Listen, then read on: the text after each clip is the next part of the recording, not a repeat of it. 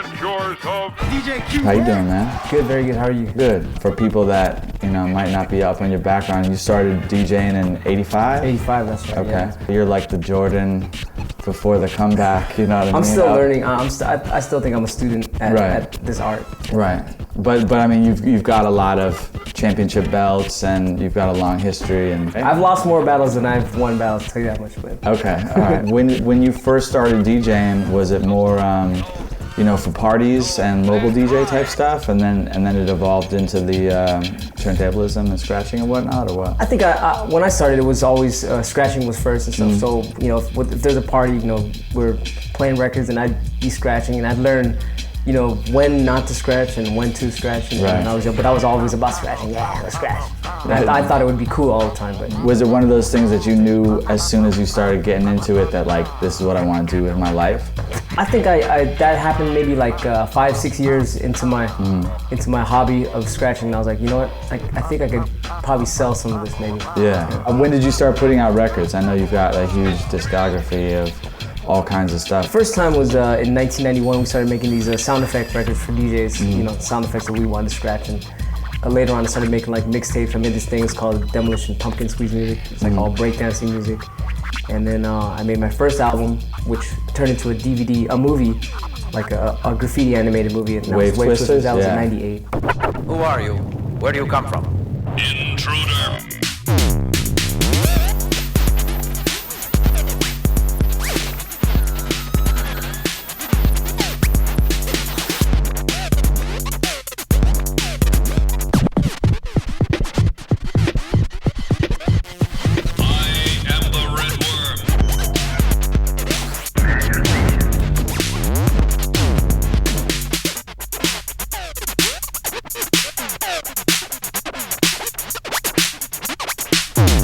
You did years on the sort of battle competitive, DMC circuit and all that. Do you miss that? I know that you're retired from that aspect of it, but do you ever miss it now, or are you pretty much been there, done that? I think I've always kept the same energy.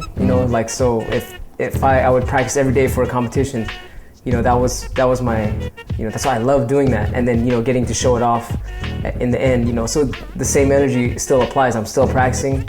And, when I do shows, it's like, oh, cool, I get to show it off. So it's the same energy still. Okay. I'm always trying to get better all the time. In addition to the, records and whatnot, you've done some instructional, DIY, how to scratch type stuff. Do you want to talk about that? We did this DVD called Do It Yourself Scratching. And it's kind of I think, 15 plus, maybe 20 scratches of how you do them. And then we just finished a DVD about last week. It's called Scratchlopedia Breaktanica. It's over 100 scratches in alphabetical order. It shows a demonstration of each scratch, 30 seconds of what it is and the definition of it. Nice. Yeah.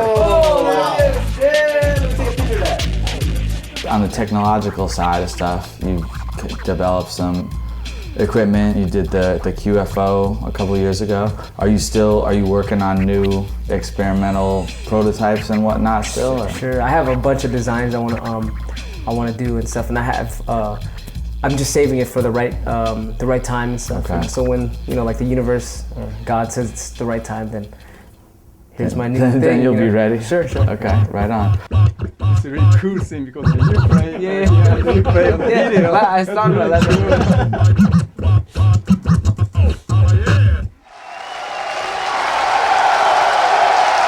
These are the original scratch pickles right here. We got DJ Shortcut, the one and only Mix Master Mike, taking center stage right here, the one and only DJ Qbert. Here we go now. I know you were a member of the Invisible Scratch Pickles. Was the last show that you did was the Thud Rumble in SF? Any talk or plans for a reunion down the line? Mixmaster Mike, Shortcut, and myself are trying to plan a reunion, Scratch Pickles reunion for. We're supposed to do it at the Rock the Bells show, and this whole Japan tour was in front of it, so we're gonna reschedule. Okay. But yes, definitely that would be a really cool thing to see. No doubt. So what are you working on now? I know you always have a million projects on your plate. Yeah, definitely. I'm doing a lot of stuff. Like I said, I just finished that Scratchlopedia Breaktanica DVD. We're doing another DVD. It's called this DVD series we have called Turntable TV, and then we have this offshoot DVD called The Scratchy Seal Show. Nice. And you know, I'm working with other artists like Roscoe Molly, and we were talking about the Motion Man, yeah. And you know, and of course, I want to make another movie similar to Wavetwisters in a different sense for another album. And you know, my roots, of course, I'm always practicing scratching and juggling. You know, Yeah. That's like my main thing.